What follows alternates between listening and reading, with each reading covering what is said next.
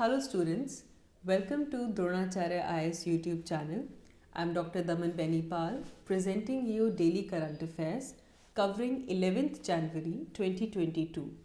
इस video lecture में हम आज के द हिंदू न्यूज़पेपर में आए हुए वो सभी इम्पॉर्टेंट न्यूज़ आर्टिकल्स डिस्कस करेंगे जो कि हमारे UPSC preparation point of view से इम्पॉर्टेंट है. So let's begin with it. तो चलिए शुरुआत करते हैं आज के हमारे पहले टॉपिक से, which is about quarterly employment survey. So union labour ministry ने रिसेंटली क्वार्टरली एम्प्लॉयमेंट सर्वे का सेकेंड राउंड रिलीज़ किया है. सबसे पहले हम समझेंगे कि क्वार्टरली एम्प्लॉयमेंट सर्वे में कौन कौन से पैरामीटर्स को सर्वे किया जाता है, इस पूरे सर्वे का ऑब्जेक्टिव क्या है, and after that we will see कि इस न्यूज़ आर्टिकल के अंदर इस सर्वे के हाईलाइट्स क्या दिए गए हैं. So let's begin with it. ना अगर हम क्वार्टरली एम्प्लॉयमेंट सर्वे की बात करें, सबसे पहले हमें पता होना चाहिए कि इस सर्वे को रिलीज कौन करता है. तो याद रखेंगे, this survey is released by Labour Bureau under ministry of Labour and Employment. हर साल क्वार्टरली एम्प्लॉयमेंट सर्वे आते हैं जिसके अंदर क्वार्टर वाइज हमें रिपोर्ट्स मिलती हैं. जैसे कि रिसेंटली अक्टूबर में भी क्वार्टरली एम्प्लॉयमेंट सर्वे न्यूज़ में था. क्यों? क्योंकि तब फर्स्ट क्वार्टर की रिपोर्ट को रिलीज़ किया गया था जिसके अंदर अप्रैल टू जून मंथ्स कवर किए गए थे. और अब ये दोबारा न्यूज़ में आया है क्योंकि अब second quarter which is for July, August and September, इन 3 महीनों का जो सर्वे है वो प्रेजेंट किया गया है. So right now quarterly employment survey is given for second quarter. Another important thing that we need to know for quarterly employment survey is that कि ये all India quarterly establishment based employment survey है ना. इसको break करते हैं. All India quarterly establishment based employment survey. सबसे पहले क्या है? एम्प्लॉयमेंट सर्वे है. कहाँ पे कंडक्ट किया जाता है? ऑल इंडिया लेवल पे किया जाता है. क्वार्टरली का मतलब हमने समझ लिया, इसमें 3-3 महीने करके हमें क्वार्टर 1, क्वार्टर 2, क्वार्टर 3, क्वार्टर 4 इस तरीके से हमें मिलेगा ना. इसके बाद जो यहाँ पे इम्पॉर्टेंट टर्म आ जाती है दैट इज एस्टैब्लिशमेंट बेस्ड सर्वे. ना इनके अंदर उन एस्टैब्लिशमेंट्स को कवर किया जाता है जिनमें कम से कम 10 वर्कर्स काम कर रहे हों. एंड दैट टू, ये जो इस्टेब्लिशमेंट्स हैं ये सिर्फ और सिर्फ 9 सेक्टर्स ऐसे हैं जिनकी ऑर्गेनाइज सेक्टर के अंदर कुछ ऐसे 9 एरियाज हैं जिनके अंदर हम ऐसी इस्टेब्लिशमेंट्स के सर्वे करते हैं जिनमें कम से कम 10 वर्कर्स काम कर रहे हों. राइट तो इसका जो पैरामीटर है ये इंपॉर्टेंट है. This will cover only those establishments which employs 10 और more workers in organise segments in 9 sectors. अब ये 9 सेक्टर्स कौन कौन से हैं? They are manufacturing, construction, trade, transport, education, health, accommodation and restaurant, and then IT BPO. BPO मतलब क्या होता है? BPO is your business process outsourcing. तो ये एक तरह की business practice होती है जिसके अंदर जो organization है ये external service providers को contract पे रखती है ताकि उनका जो business task है वो perform हो सके. तो basically business process outsourcing and then financial services. तो इन 9 सेक्टर्स के अंदर ऐसी एस्टैब्लिशमेंट्स को सर्वे किया जाता है एंड कंपाइल किया जाता है एज क्वार्टरली एम्प्लॉयमेंट सर्वे. तो ये तो हमें पता चल गया कि इस सर्वे के अंदर किस चीज़ को सर्वे किया जाता है. Now we need to know the objective. Basically अगर regularly quarterly employment survey conduct किया जाए तो इससे जो गवर्नमेंट है वो एक तरह की national policy on employment create कर सकती है. नाउ अगर हम इसका भी बैकग्राउंड देखें तो इंटरनेशनल लेबर ऑर्गेनाइजेशन ILO की एक कन्वेंशन है जिसे कहते हैं एम्प्लॉयमेंट पॉलिसी कन्वेंशन 1964. इंडिया ने इस कन्वेंशन को 1998 में रेटिफाई किया. ना इसका मतलब क्या है? एम्प्लॉयमेंट पॉलिसी कन्वेंशन को जो भी कंट्री रेटिफाई करता है उन्हें एक एक्टिव पॉलिसी डिज़ाइन करनी होती है which will promote a full and productive and freely chosen employment in that country. तो जो भी कंट्री इस कन्वेंशन को साइन करेगा, रेटिफाई करेगा, उनको एक ऐसी एक्टिव पॉलिसी डिज़ाइन करनी होगी जो कि कंट्री के अंदर एम्प्लॉयमेंट को बढ़ा सके. नाउ अगर हम इंडिया की बात करें, इंडिया ने इसे रेटिफाई ज़रूर किया है लेकिन अभी तक इंडिया की कोई नेशनल एम्प्लॉयमेंट पॉलिसी फ्रेम नहीं हुई है. So India does not have any national employment policy yet लेकिन ये जो सर्वे हैं ये एक गुड स्टेप है, क्योंकि इससे हमें डिमांड साइड की पिक्चर पता चलती रहती है। क्यों?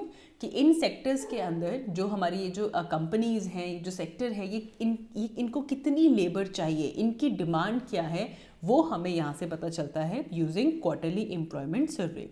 तो definitely we are moving ahead, जो कि आगे चलकर हमारी एक नेशनल एम्प्लॉयमेंट पॉलिसी के अंदर एक बड़ा रोल प्ले कर सकता है। ना क्वार्टरली एम्प्लॉयमेंट सर्वे के साथ साथ हम एक और सर्वे बहुत कॉमनली रीड करते हैं, which is periodic labour force survey.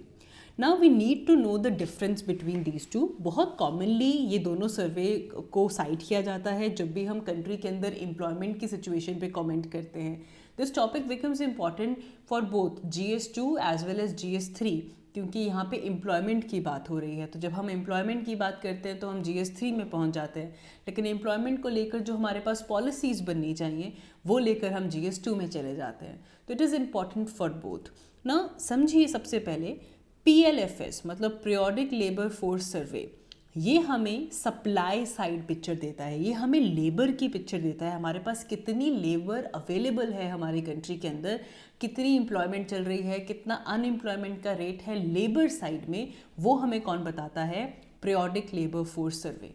Whereas अगर हम क्वार्टरली एम्प्लॉयमेंट सर्वे की बात करें तो ये हमें जो हमारे ऑर्गेनाइज सेक्टर के अंदर ये जो 9 सेक्टर्स की हमने बात की थी, वो जो एस्टैब्लिशमेंट्स हैं उनको कितनी लेबर चाहिए, उनकी डिमांड कितनी है, वो हमें शो करता है हमारा क्वार्टरली एम्प्लॉयमेंट सर्वे। तो दोनों सर्वे एम्प्लॉयमेंट से जुड़े हुए हैं, लेकिन क्वार्टरली एम्प्लॉयमेंट सर्वे हमें डिमांड साइड की पिक्चर क्लियर करता है और PLFS पीरियोडिक लेबर फोर्स सर्वे हमें सप्लाई साइड की पिक्चर क्लियर करता है।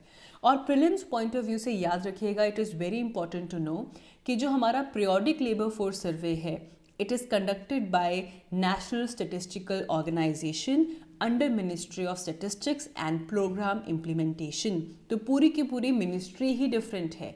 लेकिन अगर हम क्वार्टरली एम्प्लॉयमेंट सर्वे की बात करें, it is conducted bye Labour Bureau under ministry of Labour and employment. It is very important. दोनों सर्वे एम्प्लॉयमेंट से जुड़े हुए हैं, लेकिन दोनों सर्वे को जो रिलीज करने वाली मिनिस्ट्री है वो डिफरेंट है। It is very important for your prelims point of view. Now ये तो बेसिक्स थे जो कि हमें क्लियर होने चाहिए with respect to the quarterly employment survey. Now we need to know कि हमारा जो Q2 का जो सर्वे आया है उसके अंदर क्या क्या दिया गया है। तो let's quickly see the highlights of the quarterly employment survey for Q2। तो सबसे पहली चीज़ जो हमने यहाँ पे नोट करनी है, अगर हम क्वार्टरली एम्प्लॉयमेंट सर्वे का जो Q1 का सर्वे था और Q2 के सर्वे को कंपेयर करते हैं, तो पहली चीज़ ये निकल के आती है कि Q2 में हमारे ये जो 9 सेक्टर्स हैं, यहाँ पे जो एस्टैब्लिशमेंट्स हैं, इन्होंने 2 लाख मोर पीपल को हायर किया है एज़ कम्पेयर टू Q1। तो Q1 के कंपैरिजन में Q2 की जो एम्प्लॉयमेंट है वो ज़्यादा है, अधिक है। 2 लाख ज़्यादा लोगों को एम्प्लॉय किया गया इन Q2। तो इसको हम ये भी कह सकते हैं कि even when pandemic is going on, pandemic चलते हुए भी हमारे पास जो क्वार्टरली एम्प्लॉयमेंट सर्वे है उसने ये शो किया है कि हमारी जो एम्प्लॉयमेंट है वो इंक्रीज़ हो रही है। फिर उसके बाद यहाँ पे ये भी क्लियर किया गया है कि जो हमारा ये सेकेंड क्वार्टरली एम्प्लॉयमेंट सर्वे है, इसमें टोटल 11,503 इस्टेब्लिशमेंट्स को कवर किया गया, जिसमें 90% इस्टेब्लिशमेंट्स ऐसी हैं जहाँ पे लेस देन 100 वर्कर्स काम करते हैं, एंड देयर वर 30% इस्टेब्लिशमेंट्स जहाँ पे एटलीस्ट 100 वर्कर्स काम करते हैं। ना यहाँ से जो और फाइंडिंग्स निकली हैं वो ये हैं कि अगर हम फीमेल वर्कर्स की बात करें तो Q2 के अंदर ये 32.1% आया है, which is higher than Q1। Q1 में दिस वाज नियरली 29.3%। तो डेफिनेटली इस रिपोर्ट के अकॉर्डिंग, इस सर्वे के अकॉर्डिंग, जो फीमेल पार्टिसिपेशन है, फीमेल वर्कर्स जो हैं, उनका नंबर इंक्रीज़ हुआ है। फिर उसके बाद नेचर ऑफ वर्कर्स पे भी सर्वे हुआ। अगर हम बात करें तो रेगुलर वर्कर्स जो हैं, they were around 87% of the entire workforce, and जिसमें से सिर्फ 2% वर्कर्स ऐसे थे जो कि कैजुअल वर्कर्स थे। तो जो रेगुलर एम्प्लॉयज़ हैं, रेगुलर वर्कर्स हैं, they were around 87%, and whereas casual workers were only 2%। लेकिन कंस्ट्रक्शन सेक्टर में ये भी देखा गया कि 20% वर्कर्स जो कंस्ट्रक्शन सेक्टर में काम कर रहे हैं, they were hired on the basis of contract, तो कॉन्ट्रैक्चुअल बेसिस पे ये वर्कर्स काम कर रहे थे, and there were 6.4 workers which were working as casual worker.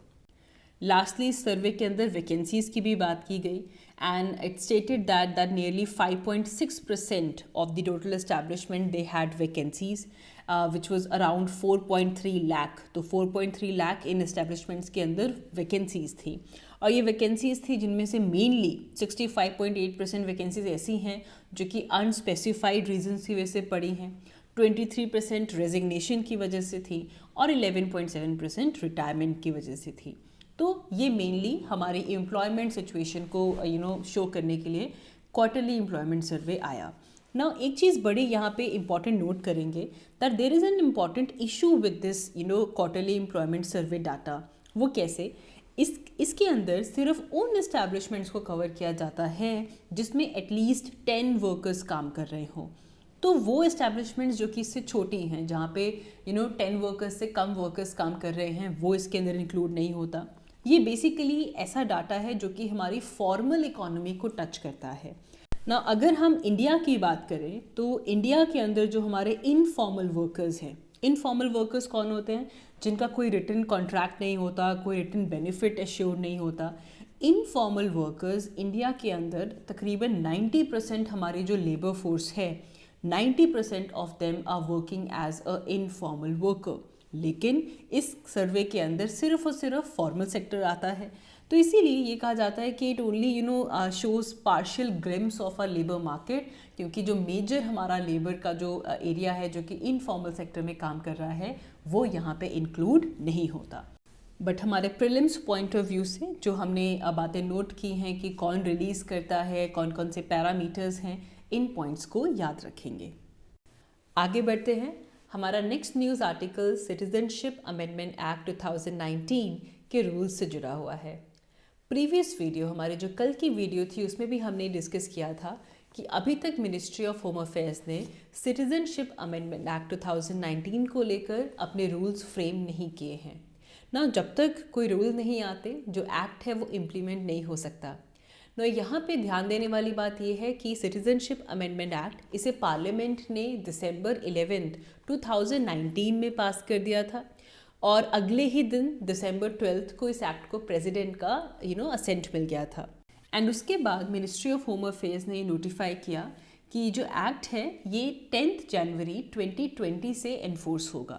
However अभी तक इस एक्ट को लेकर जो रूल्स हैं वो फ्रेम नहीं हुए हैं ना. अगर हम इन रूल्स को लेकर पार्लियामेंट का प्रोविजन देखें, so as per the manual on parliamentary work, अगर कोई एक्ट या फिर लेजिस्लेशन पास हुआ, 6 मंथ्स का टाइम मिलता है उस पर्टिकुलर मिनिस्ट्री को, उस डिपार्टमेंट को, ताकि वो उस पर्टिकुलर लेजिस्लेशन को लेकर रूल्स बना सकें. लेकिन अगर 6 मंथ्स हो गए और रूल्स नहीं बन पाए, तो ऐसे केस में जो मिनिस्ट्री है उन्हें एक कमेटी से एक्सटेंशन लेनी पड़ती है, और उस कमेटी को उस एक्सटेंशन के लिए जो रीज़न है कि हाँ जी रूल्स क्यों नहीं बन पाए, उसको रीज़न स्टेट करना पड़ता है. ऐसे केस में जो कमेटी है वो 3 मंथ्स का टाइम देती है रूल्स को फ्रेम करने के लिए. ना इस चीज़ को लेकर अगर हम देखें तो पहले कमेटी ने जो एक्सटेंशन दी थी वो अप्रैल 9, 2021 तक दी थी, तब भी ये रूल्स नहीं बन पाए. फिर सेकेंड टाइम एक्सटेंशन मिलती है तब टिल जुलाई 9, 2021, तो जुलाई में भी रूल्स नहीं बन पाए. और उसके बाद लास्ट टाइम जो एक्सटेंशन थी वो 3 महीने की नहीं 6 महीने की दी जाती है, और जनवरी 9, 2022 तक को इस टाइम पीरियड को एक्सटेंड कर दिया जाता है, जबकि मिनिस्ट्री ऑफ होम अफेयर्स को अपने रूल्स फ्रेम करने थे. लेकिन कल ये न्यूज़ आई थी कि जनवरी 9 की टाइमलाइन भी निकल गई और मिनिस्ट्री ऑफ होम अफेयर्स ने सिटीजनशिप अमेंडमेंट एक्ट को लेकर अपने रूल्स फ्रेम नहीं किए हैं. तो आज इस पूरे इशू को लेकर अपडेट ये है कि मिनिस्ट्री ऑफ होम अफेयर्स ने पार्लियामेंट्री कमेटी से 4th एक्सटेंशन मांगी है, ताकि वो सिटीजनशिप अमेंडमेंट एक्ट 2019 के रूल्स को फ्रेम कर सकें. तो 3 एक्सटेंशन निकलने के बाद now the ministry has applied for another extension to frame the rules for citizenship amendment act 2019. तो बेसिकली हमारा ये जो सिटीजनशिप अमेंडमेंट एक्ट 2019 आया था, it amended the citizenship act 1955. Citizenship act 1955 में वो सारे वेज इंक्लूड किए गए हैं जिसके थ्रू इंडिया के अंदर सिटीजनशिप ग्रांट होती है. हमने कल की वीडियो में उन 5 वेज को डिस्कस किया था। Number 1 by birth, number 2 descent, number 3 registration, number 4 by naturalisation and number 5th was by incorporation of territory into India. ये पांचों के पांचों वेज आप अपनी पॉलिटी की क्लासेस में भी पढ़ते हैं when you read about citizenship. तो मेन ऑब्जेक्टिव जो हमारे सिटीजनशिप अमेंडमेंट एक्ट का था, that was to grant citizenship to prosecuted minorities.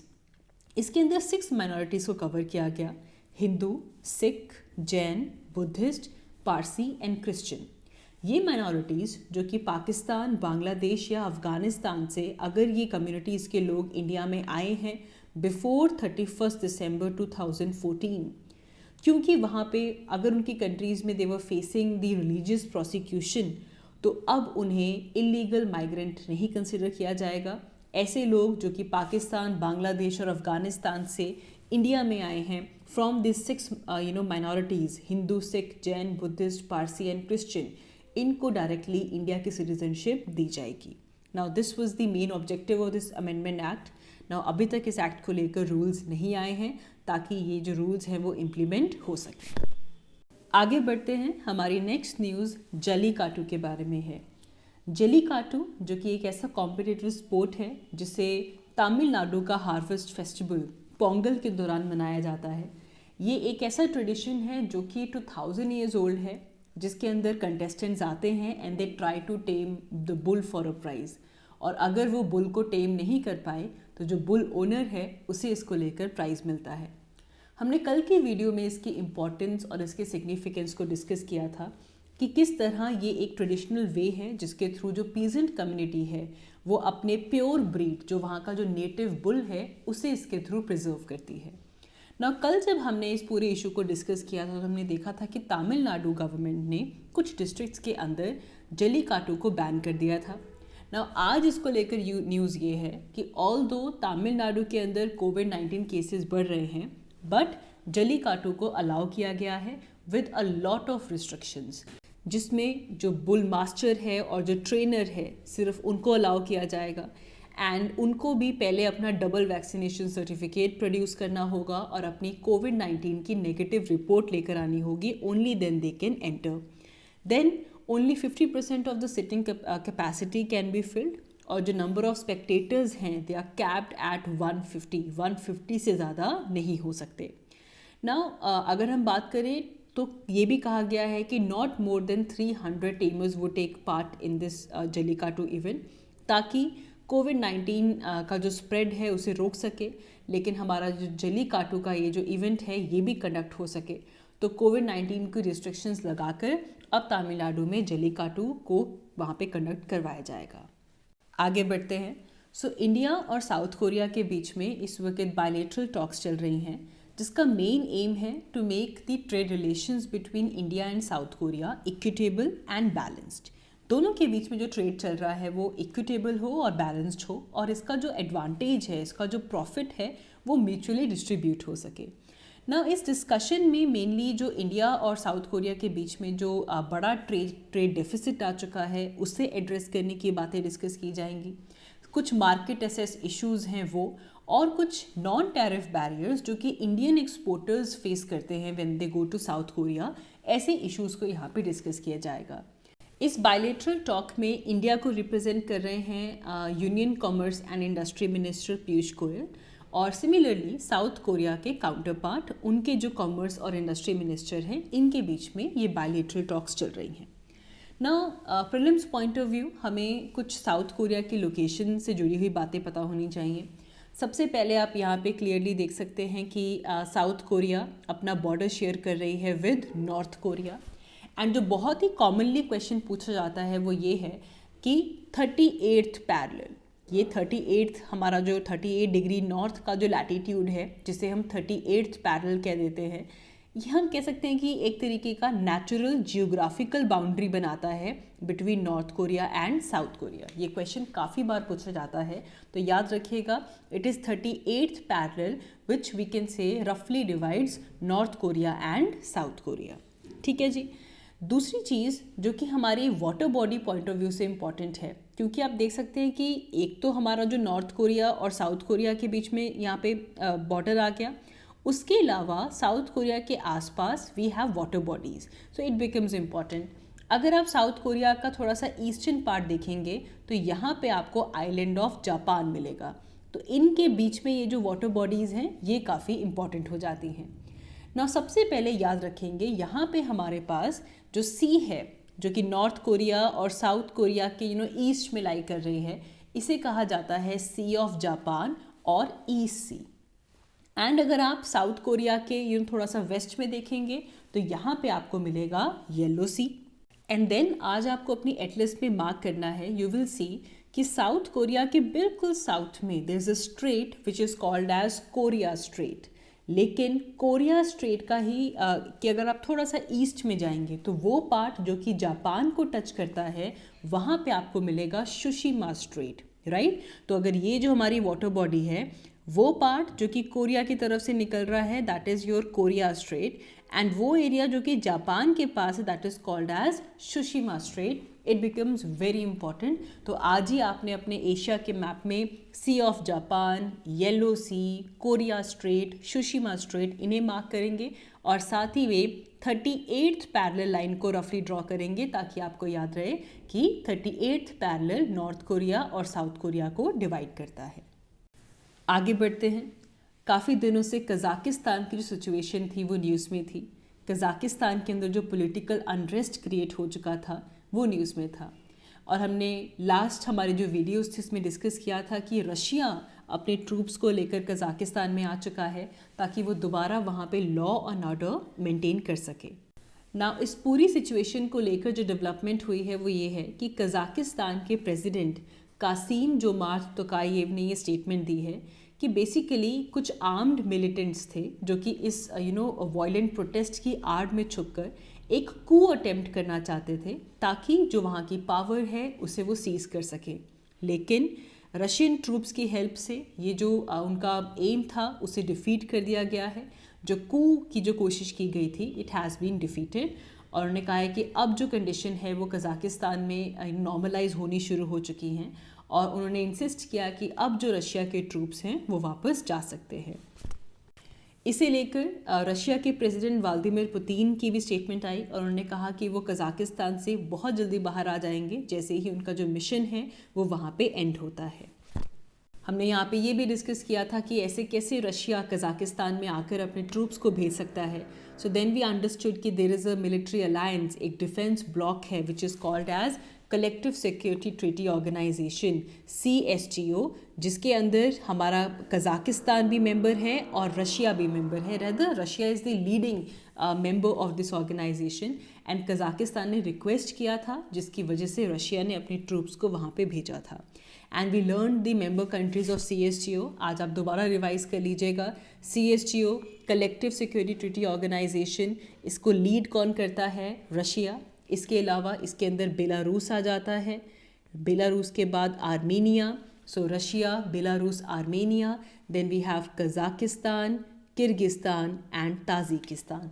ये 6 ऐसे कंट्रीज़ हैं, मेनली एक्स सोवियत कंट्रीज़ हैं, जिन्होंने मिलकर ये एक डिफेंस ब्लॉक बनाया है जिसे कहा जाता है कलेक्टिव सिक्योरिटी ट्रीटी ऑर्गेनाइजेशन। और जब हमने इसको डिटेल में डिस्कस किया था वी सॉ कि इसे एक काउंटर भी हम मान सकते हैं। It act as a counter to NATO जो कि US बेस्ड है। तो ये हमारी नई डेवलपमेंट कज़ाकिस्तान की जो सिचुएशन चल रही थी वहाँ से आई है। कज़ाकिस्तान सिचुएशन को लेकर इंडिया की तरफ से भी स्टेटमेंट आई है। जैसा कि ये कहा जा रहा है कि इस साल का हमारा जो रिपब्लिक डे है इसके अंदर जो सेंट्रल एशियन कंट्रीज़ हैं दे आर इन्वाइटेड। तो बेसिकली कज़ाकिस्तान के जो प्रेसिडेंट थे कासिम जोमार्ट तोकायेव, उनको भी एक्सपेक्ट किया जा रहा है कि वो इंडिया के रिपब्लिक डे परेड में आएंगे। नाउ इंडिया ने एक्सप्रेस किया कि कज़ाकिस्तान के अंदर जो ये सिविल अनरेस्ट चल रहा था उसके जो विक्टिम्स वहाँ पे हुए हैं उनके लिए इंडिया ने अपने डीपेस्ट कंडोलेंसेस दिए हैं। एंड इंडिया ने ये कहा है कि वो लगातार कज़ाकिस्तान की सिचुएशन को, कज़ाकिस्तान में जो डेवलपमेंट्स हो रही थी उसको क्लोजली वॉच कर रहे थे, और कज़ाकिस्तान उनका एक फ्रेंडली पार्टनर है and they look forward for an early stabilisation of situation कि जल्द से जल्द कज़ाकिस्तान के अंदर जो शांति है, जो लॉ एंड ऑर्डर है, वो स्टेबलाइज हो जाए। आगे बढ़ते हैं, हमारी नेक्स्ट न्यूज़ म्यांमार से है। कज़ाकिस्तान के साथ साथ म्यांमार भी काफ़ी टाइम से न्यूज़ में था क्योंकि म्यांमार में भी लगातार पॉलिटिकल अनरेस्ट चल रहा था। वहाँ पे इस फरवरी में मिलिट्री कू होता है जिसके अंदर सू कई की डेमोक्रेटिकली इलेक्टेड गवर्नमेंट को टॉपल अप कर दिया जाता है। एंड उसके बाद से ही सू कई के ऊपर इतने सारे केसेस, डजन्स ऑफ केसेस लगाए गए हैं कि कुल मिलाकर देखा जाए, अगर उन सब केसेस की सज़ा को मिलाया जाए तो उनको मोर देन 100 ईयर्स सेंटेंस मिल सकता है इन प्रिजन ना। इसी को लेकर नई न्यूज़ ये आई है कि सू कई को 4 इयर्स इन जेल चार्ज किया गया है for keeping the unlicensed walkie talkie. इस वक्त सू कई पे काफ़ी ज़्यादा केसेस चल रहे हैं for breaching export import law by possessing some hand held radios. उनके ऊपर नेचुरल डिज़ास्टर मैनेजमेंट लॉ की भी ब्रीचिंग का केस चल रहा है because of some corona virus rule. So that is it for today's video. इस वीडियो लेक्चर में हमने आज के द हिंदू न्यूज़पेपर में आए हुए वो इम्पॉर्टेंट टॉपिक्स को कवर किया है जो कि हमारे UPSC examination point of view से इम्पॉर्टेंट है। I hope you guys enjoyed this lecture. So that is all from my side. Thank you very much.